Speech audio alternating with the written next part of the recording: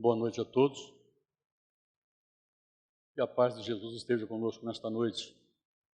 E nesta noite, nós escolhemos um tema do nosso Leon Denis. Para aqueles que gostam de ler, Leon Denis é um poeta, um indivíduo que, na realidade, toda a sua literatura é prazerosa. Ele entra em momentos de elevação, de êxtase. Elevação é evolução, né? Elevação é sentimento, né? Mesmo vamos elevar os nossos pensamentos. E o Leon Denis nos faz viajar através da sua capacidade extensiva, né? Ele entra em êxtase. Então é muito delicioso de ver. E nós também podemos avaliar este grande missionário, né, que veio contemporâneo também de Kardec. Quando Kardec lançara o Livro dos Espíritos, Leon Denis tinha 11 anos de idade. Mas Leon Denis, desde pequenininho, ele já era um paranormal, né?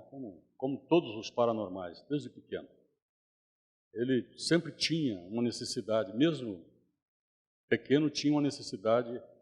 Ele era inquieto, era imperativo e era atraído por leitura. Gostava de ler tudo ele lia, desde pequeno. Então, Leon Denis cresceu em família humilde, muita dificuldade, né, e também ajudava nas despesas da casa dele. Não pôde estudar, porque a família era família simples.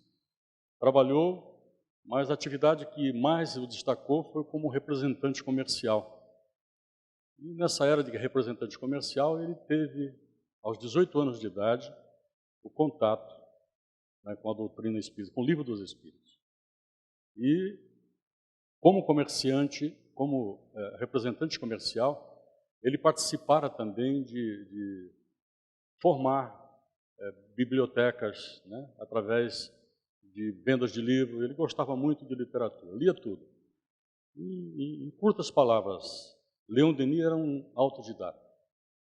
A gente fala de Leon Denis como pessoa física, mas Leon Denis também era um espírito que reencarnou junto, né, com a equipe de Kardec. Porque a gente tem que avaliar a terceira revelação. Então, Leon Denis, após ele ter esse conhecimento com o Livro dos Espíritos, para ele era tudo. Ele já conhecia praticamente tudo. E a sua fé se convicta aí. Tem algumas curiosidades, e nesta época, né, quando ele tinha mais ou menos aí os seus 18, 19 anos, ele participou de algumas exposições do próprio Allan Kardec. Então ele narra alguma coisa curiosa, que eles convidaram Kardec também saía para fazer a divulgação, para fazer a exposição doutrinária, e eles foi convidado. E era uma época, na França, uma época de guerra, e a licença, tinha que pedir licença para mais de 10 pessoas, tinha que pedir licença para a prefeitura. E o Leon narra que tinha 350 pessoas para ouvir Allan Kardec, ouvir o mestre. E não foi aceito. Eles tinham alocado um local, mas não foi aceito. E ele conta que eles foram para uma chácara. E no meio da mata, ele pôde ouvir o mestre pela primeira vez, Kardec. E através de Leon Denis, nós também passamos a ter assim uma noção da voz do senhor Hippolyte Léon Denis Rivail, que era o senhor Allan Kardec. Diz ele que era uma voz grave e suave, né? Um cara calmo para poder falar. E essa palestra foi sobre obsessão. Leon Denis, a vida inteira dele, depois dele conhecer o Espiritismo, ele participou, né, de palestras, começou a ser um divulgador. Podemos colocá-lo como o Divaldo Pereira Franco. Era uma criatura eloquente, agradável, né, como o Divaldo. Né? Ouvir o Divaldo, a gente entra em campo de estesia, pela capacidade que ele tem, pela sua eloquência, pela sua elevação espiritual. E Leon Denis era assim, era um indivíduo notável. Então ele era convidado e ele abraçou a causa espírita e passou a colaborar até na Revista Espírita. Nós sabemos que a Revista Espírita era uma tribuna livre em que Kardec podia responder justamente os opositores, a igreja, né, a ciência. Então Kardec usava da revista para receber as críticas e respondê-la. E Leon Denis também foi, na realidade, um advogado em causa do espiritismo. Durante Kardec e pós a morte de Kardec, ele, na realidade, assumiu. Ele praticamente foi o continuador de Allan Kardec na divulgação. Mas a gente pode avaliar que não foi só Leon Denis, indiscutível, né? Na época tinha Gabriel Delany, tinha Camille Flammarion, né, o astrônomo, e Leon Denis tinha uma percepção extra. Ele tinha uma sensibilidade fora do comum. Ele gostava muito da natureza. Ele tinha que estar na natureza. Se perdia no meio da natureza. E todas as vezes que ele ia para a natureza, ele suavizava a sua vibração e recebia as mais lindas percepções do mundo espiritual. E os amigos que nunca os deixaram desde pequeno, os amigos espirituais das quais vinham para finalizar o seu ministério, né, de propagador e divulgador literário, sempre falava, agora vamos escrever um livro. E assim ele escreveu vários livros, livros notáveis, né, como este, O Grande Enigma, O Mistério do Destino, do Ser e da Dor, né, A Morte e tantos outros livros que ele escreveu. Não vou descrever aqui para a gente não. Mas hoje a gente vai viajar com ele. Né? A gente pegou alguma coisa neste livro, O Grande Enigma, né? Que é um livro fantástico, um livro de alta elevação. Então nós vamos percorrer junto, né, literalmente, para a gente ver a beleza da proposta espírita em versos, né, em prosas, em alta sensibilidade. Né? Então vamos lá.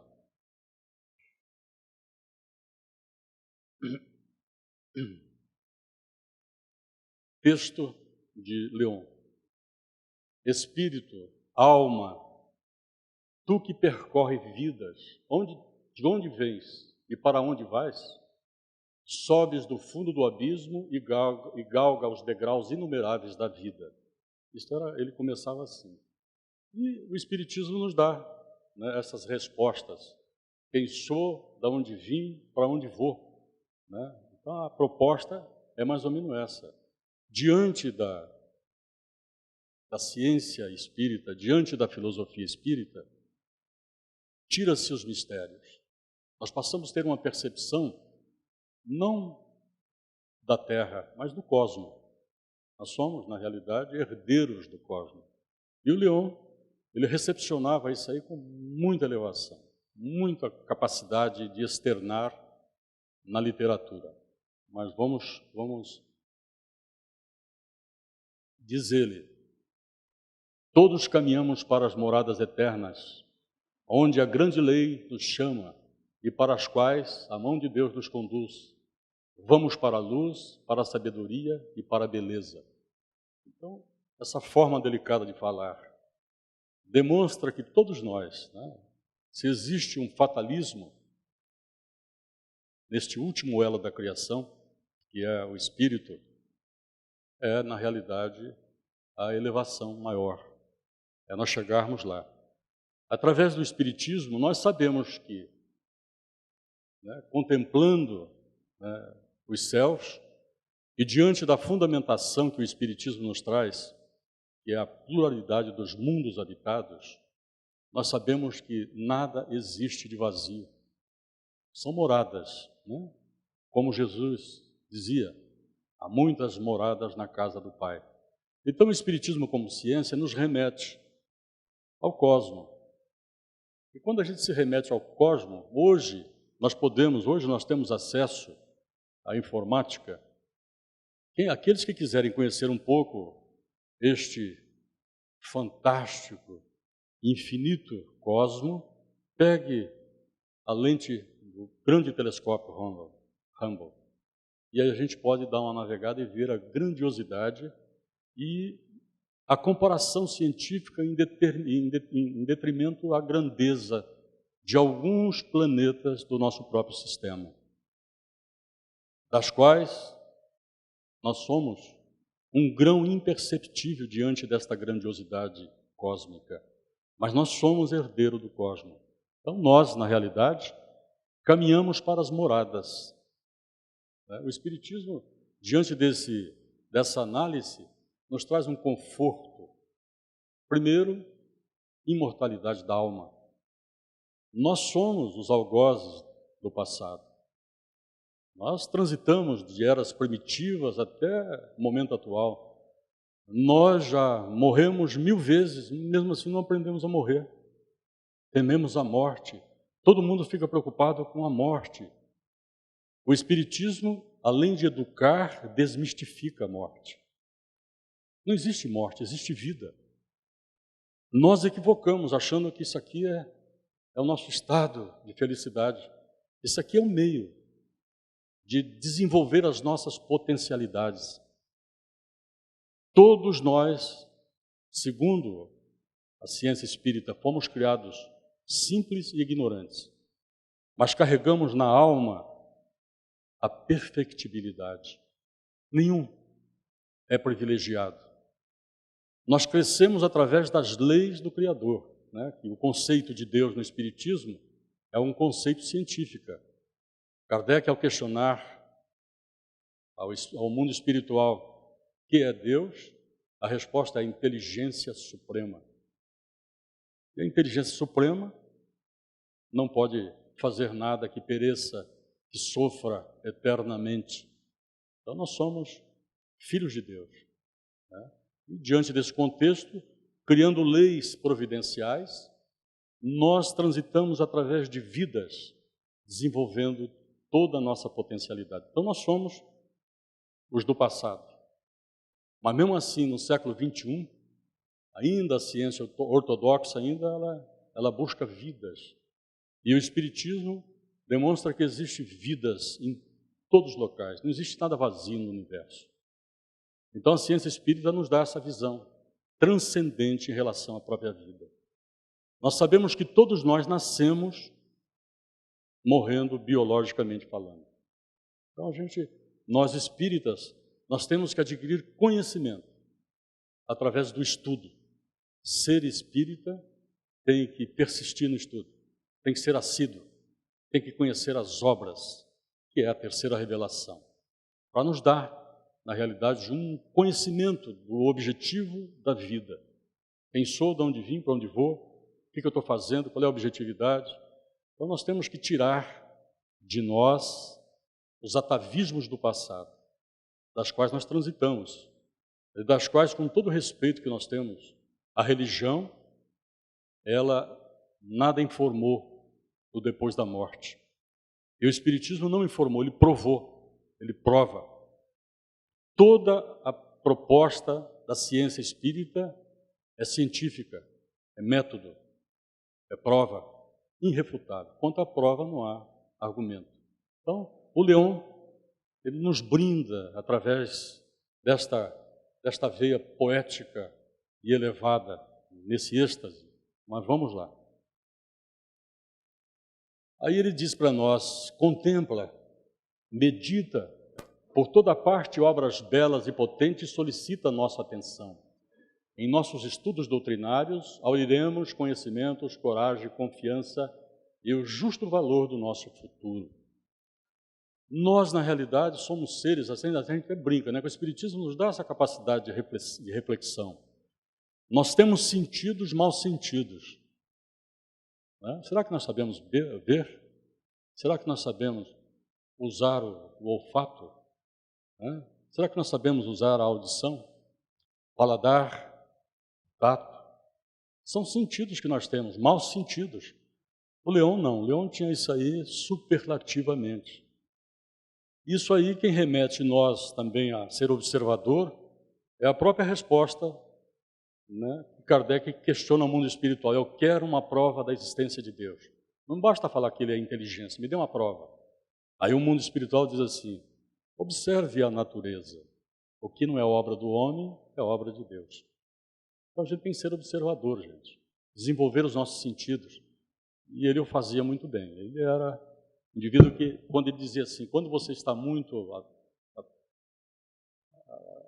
perturbado, está muito agitado, vá para algum lugar, né, que tem uma natureza vasta, exuberante, né, você sobrecarrega de energia. Ali é capaz de você estender pensamentos ou interações espirituais que você nem sabe que tem e nem percebe que as tem, mas temos, né, todos temos essas percepções. E o Leon tinha isso aí superlativamente.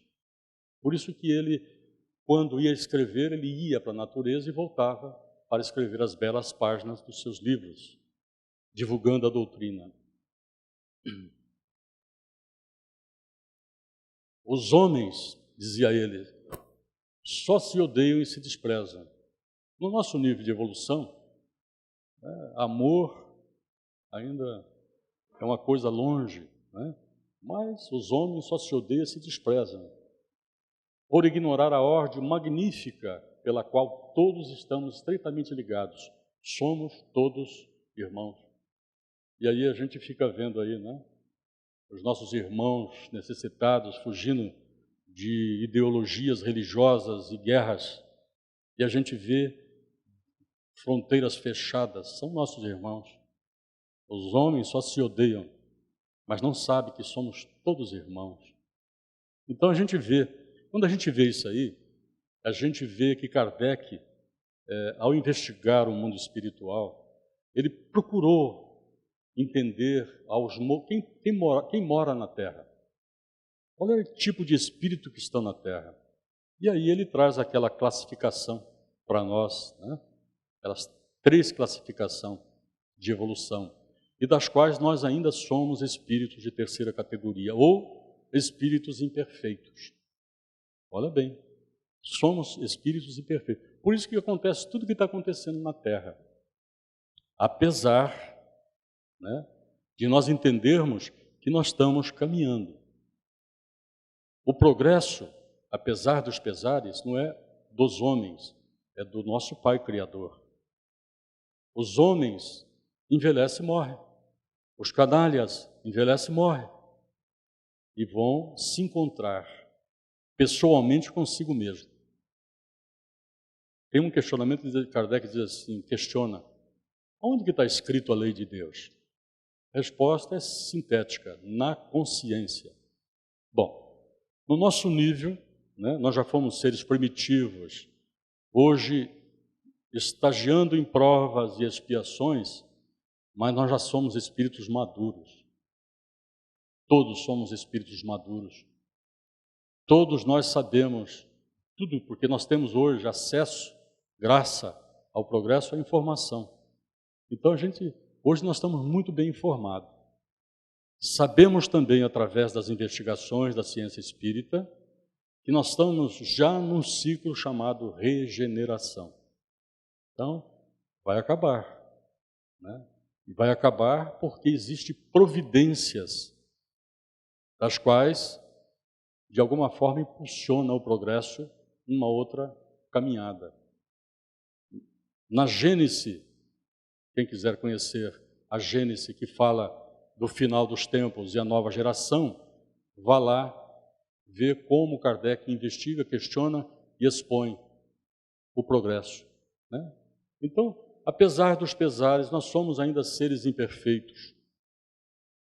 O que nos dá uma estruturação transcendente em relação a quem sou, de onde vim, para onde vou, indiscutivelmente é o Espiritismo.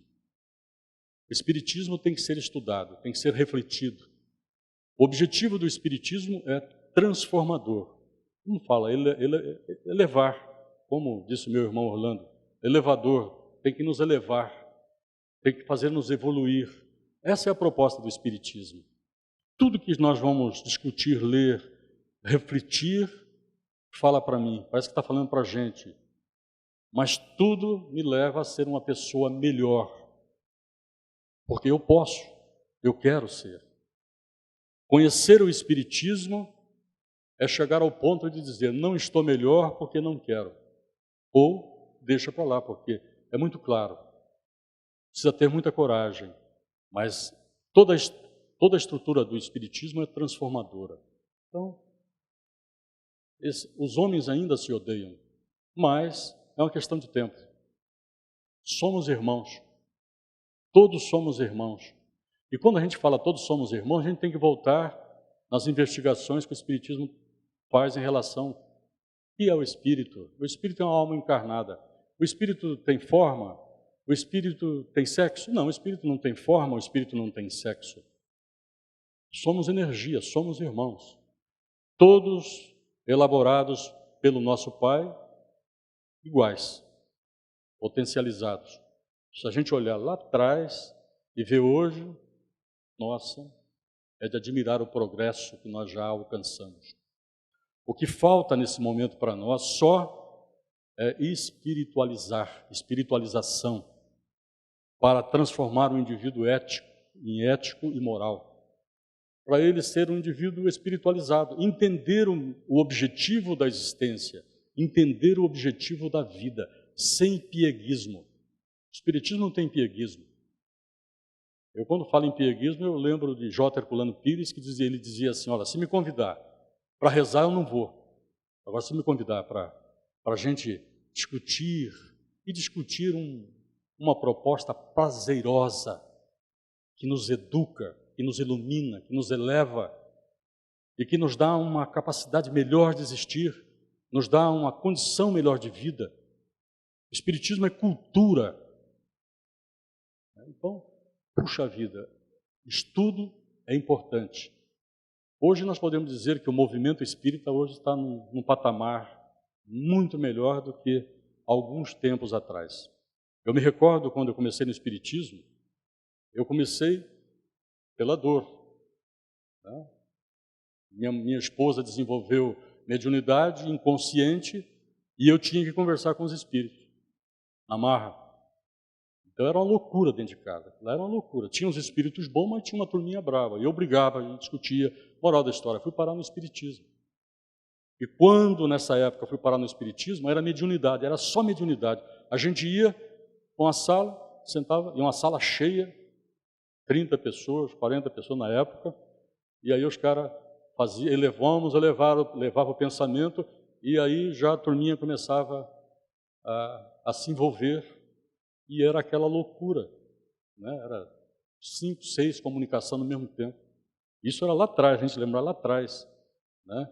E ali o doutrinador, ali, aquela postura paterna, conversando, dialogando, e aqueles caras. O Espiritismo era assim, era formatado como se fosse mediunidade.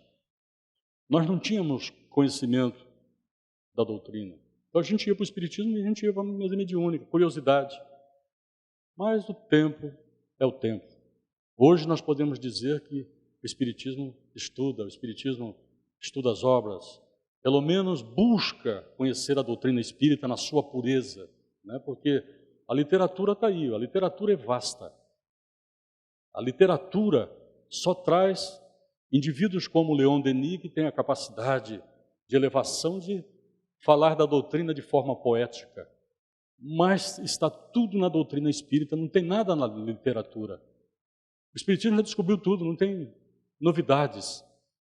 A literatura é para indivíduos que têm a veste de ser um poeta, de escrever romances, né? Como um Chico Xavier.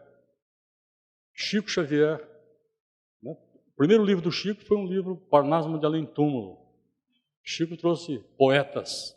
Olha que confusão que o Chico trouxe a nível, né, de indivíduos que fizeram as suas análises críticas, mas depois debruçaram diante da lógica. Mas depois dos romances, depois da poesia, veio os romances. André Luiz. Quem não leu André Luiz, né? André Luiz, romanceado.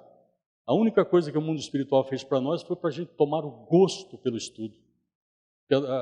O romance é gostoso, a gente quer ver, que nem uma novela, você quer ver o que vai acontecer. Eu quero ver. E a gente começou a ler romance e aprendeu a estudar.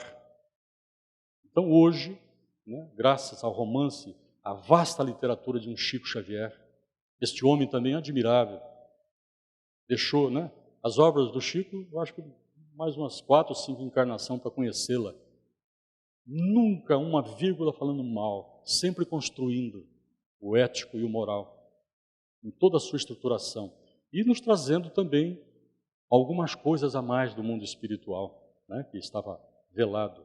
Mas vamos tocar.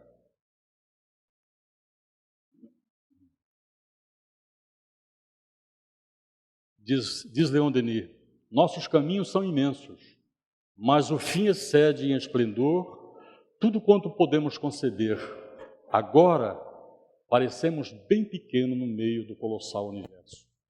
Aí a gente tem que ir na internet, entrar, pegar lá o telescópio e deixar ele abrir as lentes para a gente olhar e falar, meu Deus do céu. E você vê, na época do Leon Denis, ele não tinha esse acesso que a gente tem. Lá tinha Camille Flammarion, que também era um espírita e estudioso, tinha lá os telescópios terrestres, mas não orbital, né? Esse telescópio está em órbita da Terra lá, registrando e trazendo para nós, né? É isso aí, ó, esse colossal universo. E esse colossal universo, nós fazemos parte. Neste colossal universo é que nós vamos excursionar. Somos potencializados. Aí é só a gente estudar a doutrina espírita para falar como é que a gente vai poder fazer tudo isso. Na nossa escalada evolutiva. Nós vamos escalando, né, através da evolução. Mas vamos lá. Mas todos somos grandes pelo pensamento, grandes porque o nosso destino é imortal. Então, a gente tem que entender que se o Criador nos deu a imortalidade da alma, é para que a gente pudesse transitar pelas sucessivas existências, desenvolvendo a nossa potencialidade. Então, puxa vida, né? O nosso estágio é um estágio meio dorido ainda. O nosso estágio é um estágio constrangedor, porque nascer morrendo é um negócio chato, cara. Envelhecer, então, Deus me livre, né? É constrangedor. Por quê? Tudo é sabedoria, né? Tudo. Diante da escala da vida, nós passamos pelos ciclos, né? Infância, juventude, maturidade, decadência, né? Mas somos imortais. Não existe morte, existe vida. Morrer não é terminar, morrer é continuar a viver no mundo verdadeiro. Aí vem o equívoco, a gente acha que o mundo é aqui, o mundo é lá. A gente sabe que o mundo é lá por toda a capacidade superlativa que teremos quando lá estivermos, quando voltar para casa. Que a gente ainda precisa tirar essa realidade através da ciência espírita, ver que nós somos imortais. E quando a gente volta e do outro lado nós temos percepções que nós nem imaginamos que temos. Kardec faz um estudo através da percepção dos espíritos do outro lado, pelo nosso perispírito, nosso duplo. O corpo é matéria, mas nós já temos percepções que aqui o corpo material não dá. Lá a gente pode perceber o que o indivíduo pensa. Lá nós podemos conversar com japonês, chinês, francês. Lá nós percorremos distâncias que nós nem sabemos, não temos esse poder ainda de observação. Nós não temos ainda educação para viver o outro lado da vida, diante do nosso contexto evolutivo. O Espiritismo, sim, vai implementando para nós conhecimentos, e esses nossos conhecimentos vai nos dar, em outras vidas, quando a gente voltar para casa, condições de melhor aproveitar esse estado, né, muito superior ao do corpo físico, né, da gente poder locomover, né? A gente aqui anda, como diz os Espíritos, a gente anda, arrasta, lá volita. E quando eu estou falando isso aí, isto é provado, é prova. Recentemente eu li um livro chamado Uma Prova do Céu, de um neurologista. Esse livro está aí, porque é um livro novo. Este era um neurologista. Ele foi pego por uma doença, meningite, ele foi viajar em Israel, pegou meningite, chegou aqui, dor, foi parar no hospital, esse médico, e ficou em 7 dias em coma. E nesses 7 dias que ele ficou em coma, todo mundo foi lá, se animava, estava em coma, profunda. A família tinha desistido dele já. Esse não tem mais jeito. No 7º dia, esse cara volta. E ele volta, né, com uma capacidade de lembrança absurda. E ele, então, vê que ele precisava escrever aquilo que ele tinha vivido no outro lado da vida. E ele fica, mas eu sou um neurologista, porque a ciência acha que tudo é produto cerebral.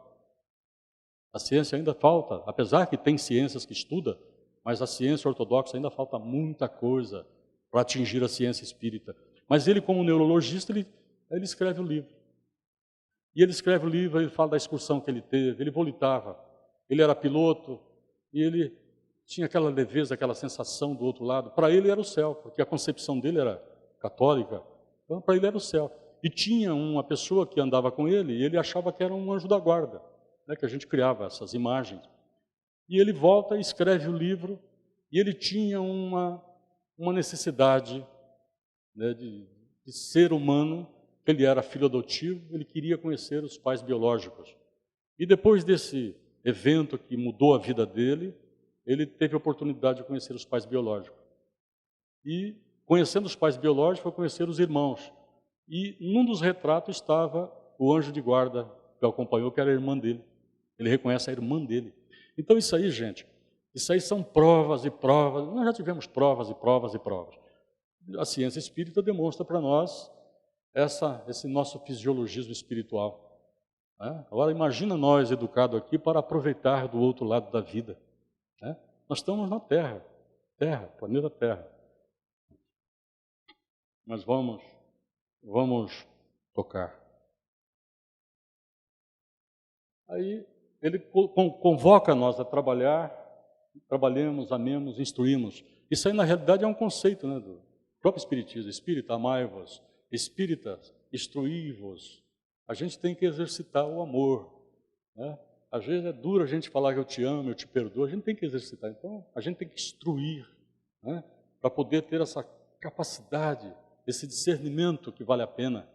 Né? O bem nos traz uma coisa boa, nos dá uma qualidade boa. Então, amemos, instruímos, cultivemos nossa inteligência, nosso desenvolvimento, e assim nossa consciência plena, tornando-a mais sábia, mais vasta e mais sensível. Cada vida é um cadinho, cada vida é um cadinho fecundo de onde sairemos purificados, pronto para as missões futuras, maduros para as tarefas sempre mais nobres e maiores. A vida é um cadinho, para nós é como a gente sofre na vida. Problema surge e ressurge a cada instante. Quem é que não tem? Se não tem, vai ter. Né? Tudo isso aí é providência para o desenvolvimento das nossas potencialidades. Então a vida tem que ter problema mesmo. Né? Mas o Espiritismo, diante da sua visão transcendente, nos dá a nós essa percepção futura da nossa imortalidade. Então, imortalidade é uma responsabilidade grande. E a gente vai entrar num ciclo que o próprio Cristo, há uns milênios atrás, ele já dizia: bem-aventurados os mansos e pacíficos que herdarão a terra. A terra vai mudar de moradores, a casa vai ficar boa, né? Porque a casa depende dos moradores. E nós, então, nesse ciclo da regeneração, nós já somos espíritos cansados. A gente quer paz, harmonia, segurança, justiça, amor, compreensão, perdão. Então nós vamos transitar. Ciclo. Se Jesus já previa 2000 anos atrás, imagina a regeneração vai ter alguns. Mas o que é para nós, milênios? Nós somos os lá de trás, milênios lá de trás. Nascemos, morremos, tivemos problemas, entramos em guerra, conflitos, estudamos, perdemos. A nossa vida, fomos somatizando. Vivemos a época da era cósmica, da era que a gente teve a proposta dos amigos espirituais para nos trazer a revelação terceira. Então nós temos que conhecer profundamente para que a gente possa ter uma estrutura de bem viver. Viver no mundo ainda, mas não ser do mundo. Né? A gente pode buscar qualidade mesmo no mundo em que nós vivemos, mas nós já sabemos que o mundo vai melhorar. E vai. Aí a gente vê que Deus é a inteligência suprema. Assim, ele nos leva de esfera em esfera, de círculo em círculo, prosseguiremos a nossa carreira adquirindo forças, qualidades novas, unindo aos seres que amamos, que vivem, que viveram e que reviverão conosco. Isso aí o Espiritismo nos dá uma grata satisfação de investigação. A morte nunca rompe os laços de família, nunca rompe, né? Então, viveram e reviverão. Então a gente começa numa família, né? A família é a célula da grande família do futuro, da regeneração. Então a gente vai e volta e tal, pai, filho, briga e tal, aquela confusão toda. Vem algumas coisas no meio da família, mas tudo providencialmente. Mas nós nunca rompemos os laços. Ai, que saudade que eu tenho da minha filha, que foi, né, Irineu? Minha grandona, da minha mãe, do meu pai, mas todos vivem. E o Espiritismo nos dá assim uma perspectiva de qualidade, né? Do outro lado da vida a gente rejuvenesce. Aqui a gente envelhece, lá rejuvenesce. Olha só a diferença. Aqui a gente quer, né? Mas lá é natural. Então, na realidade, aqueles que viveram, conviveram, que viveram, que já foram, já precederam, reviverão. Voltaremos. Encontraremos lá, voltaremos para cá, né? Nós temos que poder ter essa lucidez, né, diante do contexto de existir. Quem sou, de onde vim, para onde vou. Vamos, elevemos nossas almas, pairamos um instante pelo pensamento entre os sóis e os mundos, mais alto sempre, mais alto no éter, insondável. Ele nos leva nessa viagem, lá embaixo, a Terra, não mais do que um ponto quase imperceptível na vasta extensão cósmica. E a gente quer deter todos os conhecimentos, né? E a gente quer achar que nós somos o centro do universo. Gente, vale a pena vocês abrir a internet, pega o Rumble lá, abre, viaja, para vocês verem o nosso planeta, a nossa Terra, a nossa casa. Então, vê que nós temos tantas coisas a alcançar, né? Diante de nós e acima de nós, os astros se multiplicam por toda parte. Esferas de ouro, fogos de esmeraldas, de safira, de ametista, de turquesa, descreve seus movimentos ritmados.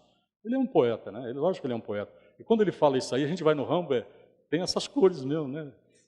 Prata, turquesa, a gente vê lá aquelas galáxias de cores diferentes, mundos brilhantes.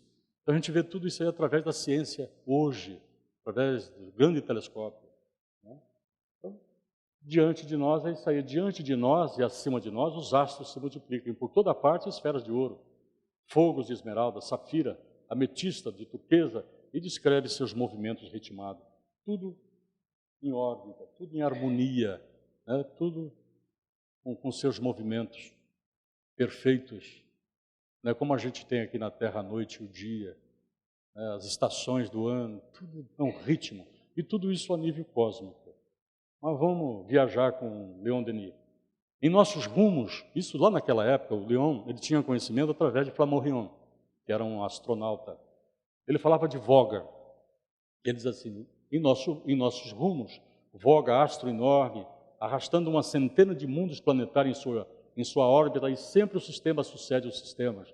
Paraíso ou galés flutuantes, mundos magníficos vestidos de azul, de ouro, de ouro e de luz. Mais longe, os cometas errantes, as pálidas nebulosas, das quais cada átomo é um sol no berço planetário.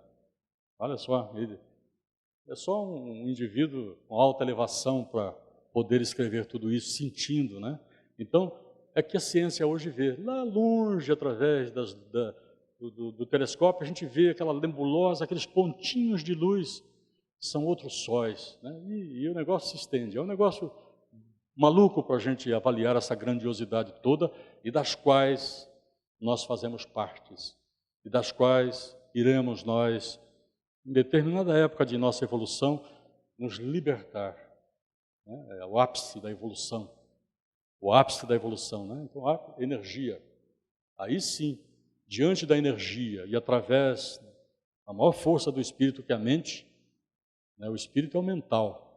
Ele poderá viajar essas distâncias, poderá percorrer todos esses mundos.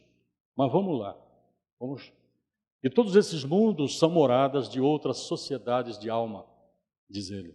Tem muitos mais evoluídos, menos evoluídos. São sociedades, até pelas longínquas estrelas, né, os clarões trêmulos levam centenas de bilhões de séculos para chegar ao nosso orbe.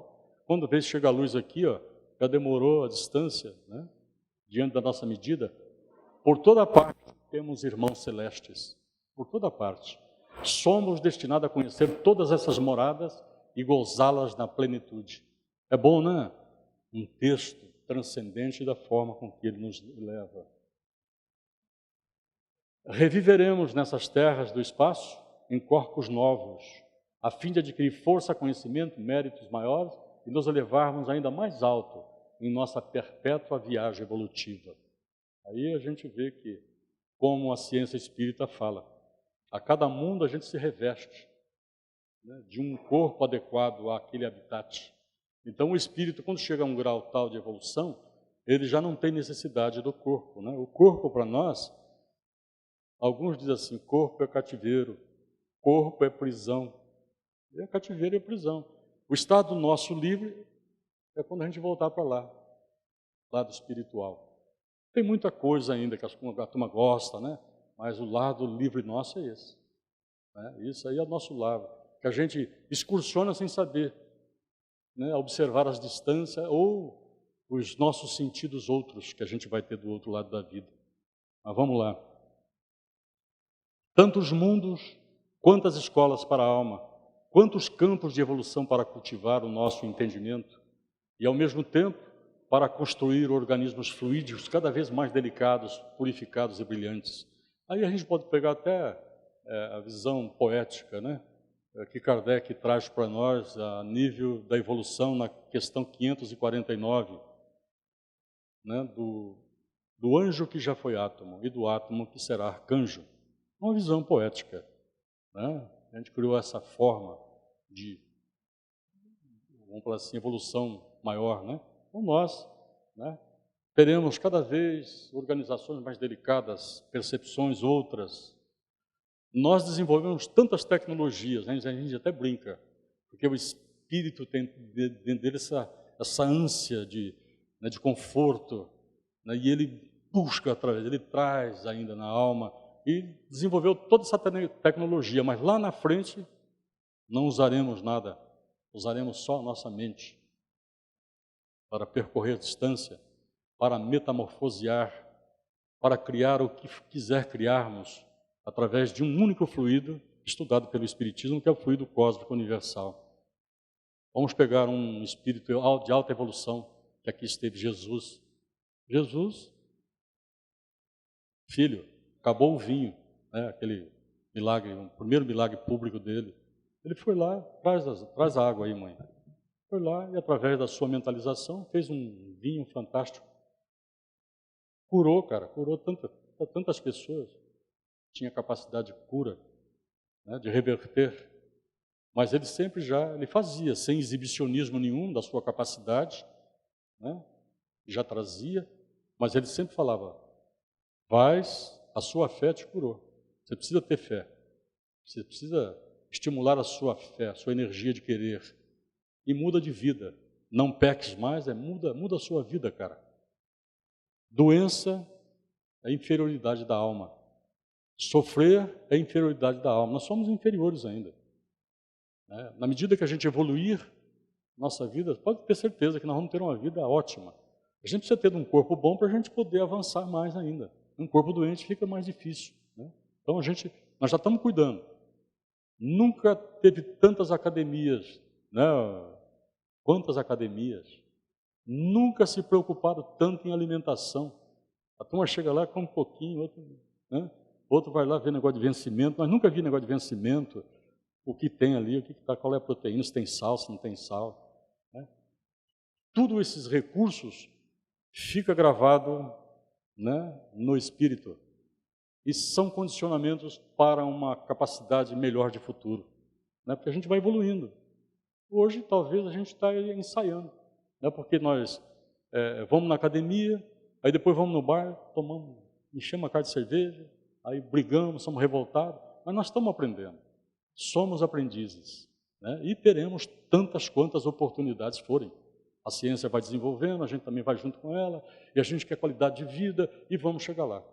Com certeza, vamos ter um corpo, mesmo material, um corpo legal, um corpo sarado, um corpo bom.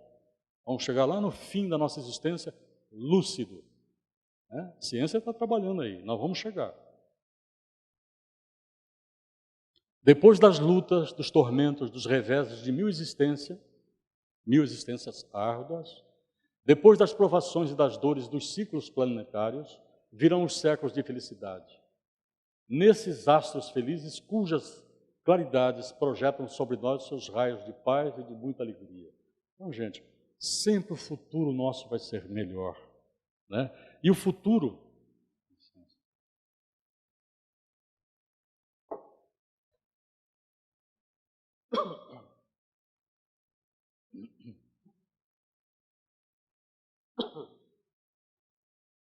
E esse futuro, na realidade, ele é coletivo.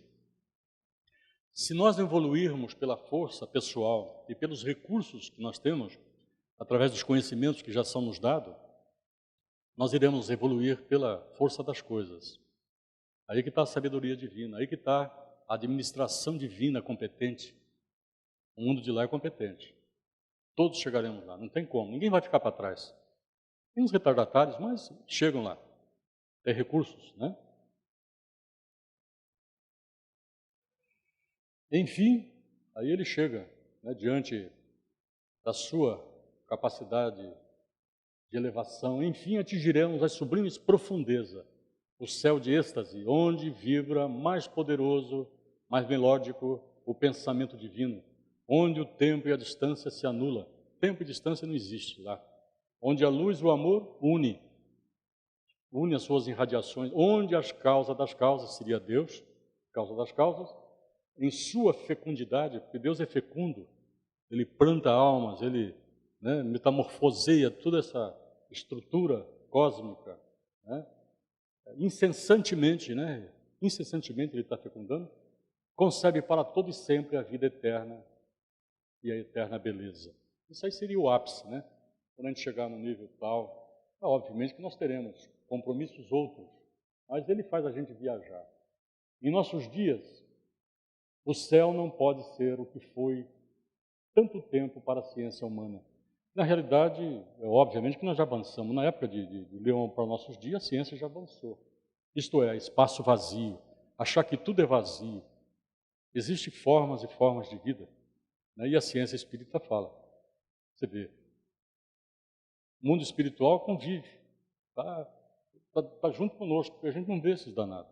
Eles estão numa dimensão paralela e a gente não os vê pela grosseria dos nossos órgãos. Nós não temos, a não ser o médium que tem essa capacidade de ver, né?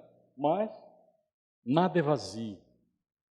Quem entra pelo estudo da doutrina espírita, vê que ele fala da escala, fala da percepção dos espíritos, fala dos mundos transitórios, nós estamos estudando, né? Os mundos transitórios, onde as pessoas falam, não, está vazio. A Lua, para que a Lua, né? O cometa vazio, não tem nada, o cara vai lá, investiga. Nossa ciência está criando aí uma equipe, né, que vão para Marte, só que vai ter combustível só para a ida, mas não tem para a volta. Mas os espíritos têm essa capacidade de descobrir, porque trazemos na alma, né, toda essa complexidade cósmica e a gente vai chegar lá. Só que a gente usa tudo quanto é recurso para chegar, mas diante das velocidades calculadas, que é a velocidade da luz, a gente fica, meu Deus do céu. Lá demora tantos mil anos-luz, 300 mil quilômetros por segundo, calculado em distância, a gente tem que morrer umas 30 vezes para chegar lá.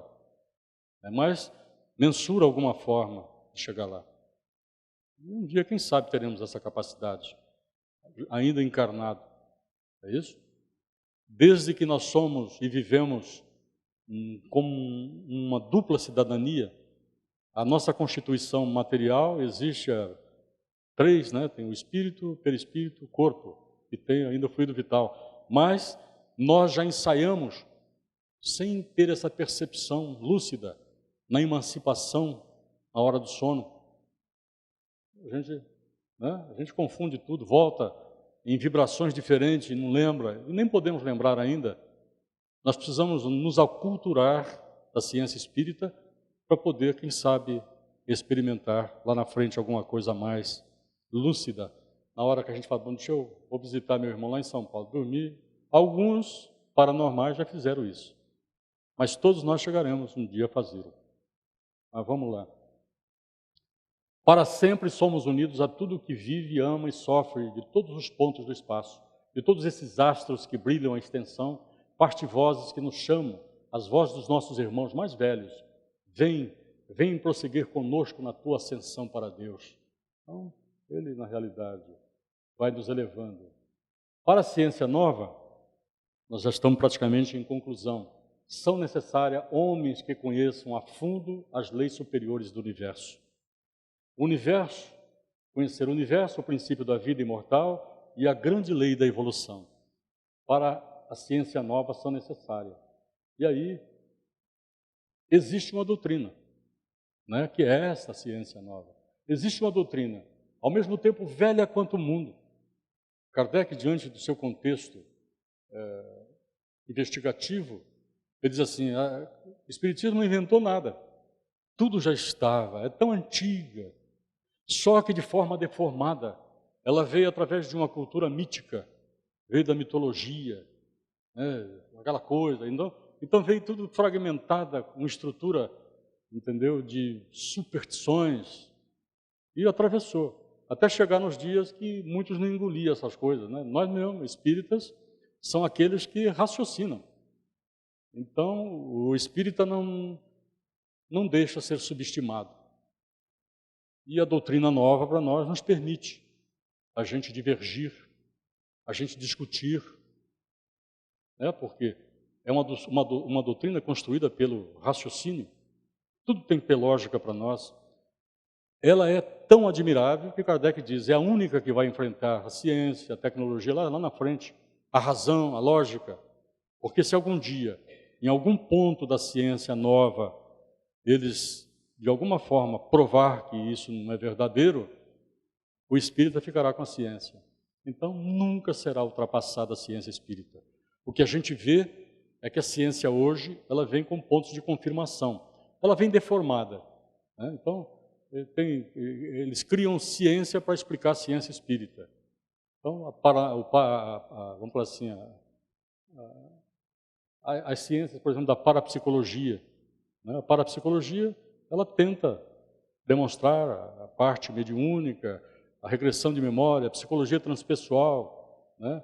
Aí criar a apometria, para explicar a forma de desobsessão, né? E a gente vê que eles não disseram nada de novo, eles simplesmente comprovaram alguns pontos deformados, né? Porque a apometria dá a impressão que os caras eliminam, o espiritismo ilumina, é diferente a coisa, né?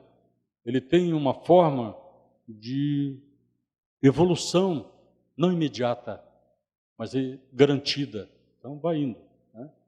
Então, a doutrina, ao mesmo tempo velha quanto o mundo e jovem quanto ao futuro, porque é eterna, e sendo a verdade, uma doutrina que resume todas as noções fundamentais da vida, do destino, é o Espiritismo, sem sombra de dúvida. O Espiritismo, nesse momento, faz erupção no mundo, espalha-se por toda parte. Há uma deformação, né? Tem indivíduos que lançam um livro e falam que aquilo lá é Espiritismo, mas ele faz erupção, não importa, ele tá fazendo alguma coisa, está fazendo o seu papel. Agora, conhecer a doutrina tem que estudar a ciência espírita, não tem outra forma, né? Não vai conhecer a periferia. O Espiritismo é a questão do momento presente. O problema universal não mais é possível quedar indiferente em face dele. Vamos conhecê-lo a fundo. Então, hoje, que os indivíduos estão sondando o espaço, nós não podemos admitir que nós sejamos o único planetinha, né, a ter vida e o resto tudo vazio. Então, na hora da ciência, dar uma articulada diferente. E é precisamente porque essa invasão espiritual enche os dois mundos e preocupa o pensamento, que acreditamos dever existir sobre os deveres, que nos incumbe para que a nossa fé, essa ciência jovem e forte, o Espiritismo é jovem ainda, né? Que oferece provas irrefutáveis da vida depois da morte e contém em germe toda a ressurreição do futuro. É o Espiritismo. Relembramos ao terminar o caráter sensível do espírito moderno. Não é um sistema novo que se vem juntar ao outro em um conjunto de teorias vãs. É um ato solene do drama da evolução que começa uma revelação que ilumina. É ao mesmo tempo as profundezas do passado e do futuro que faz surgir do pó dos séculos e das crenças adormecidas as animas como uma nova chama e completando-as, as faz reviver. Porque tudo estava já desde o passado, só que de forma deformada, forma mítica. O Espiritismo desmistifica. Então teve a capacidade de Kardec de trazer para nós uma estrutura pedagógica das quais a dialética é o diálogo.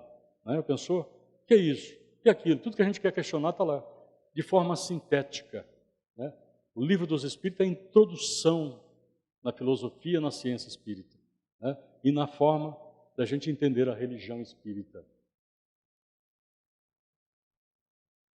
Graças a ti, isso é uma expressão do próprio Leon Denis, graças a ti, Allan Kardec, disse Leon Denis, graças à tua obra, após 20 séculos de silêncio e esquecimento, a fé das antigas eras surge na terra das Gálias e um raio de luz vem dissipar as sombras do materialismo e da superstição. Druida, reencarnado, tu nos revelaste a terceira revelação. Quando o Leon fala isso, a gente tem que entender a época do iluminismo, né? Quando ele fala que, na realidade, nós tivemos séculos, né, de silêncio, quase 20 séculos, sobre, né, a batuta do clero, das quais a ciência não podia desenvolver a sua capacidade analítica e investigativa. Aí, graças à França, graças a Bonaparte, veio os grandes iluministas, Rousseau, né, veio Pestalozzi, e Kardec veio junto. E a doutrina espírita veio justamente na época iluminista, na época em que a ciência começou a dizer que Deus não existe, nas suas investigações materialistas. Então veio a ciência espírita. Então, Kardec, quando ele fala do druida, Kardec soube que ele foi um sacerdote druida. Então ele traz, né, na realidade, esse conceito evolutivo. E Leon Denis, por direito de conquista, muito justo e natural, passou a ser, depois da desencarnação de Allan Kardec, legítimo chefe do Espiritismo. Então, para a gente entender a importância de Leon Denis, da continuidade, porque depois que perdeu Kardec, quem seria que ia ficar como líder? Quem que ia? E Leon, na realidade, ficou. Então, obviamente, ao lado de Gabriel Delane, ao lado de Camilo Flammarion e tantos outros. E tais foram seus sentimentos, seu coração e sua vida inteiramente dedicada à causa de nossa doutrina, sendo adjudicado o título de apóstolo do Espiritismo. Esse era o título que deram para o Leon Denis. Então, Leon Denis, pós a desencarnação de Kardec, ele continuou. Ele continuou com a Revista Espírita, né? Ele continuou a divulgar a proposta e a fazer as grandes palestras. Tinha mais ou menos um nível de um Divaldo Pereira Franco, esse nosso irmão Denis. Gente, era o que nós tínhamos para hoje aí, para a gente viajar junto com Leon Denis. Quem quiser conhecer as obras de Leon Denis, vá, que vale a pena. Ele é realmente um poeta. A sensibilidade, a sua capacidade de estesia, né? Um indivíduo lúcido, né? De grande capacidade. Boa noite a todos e muito obrigado pela atenção.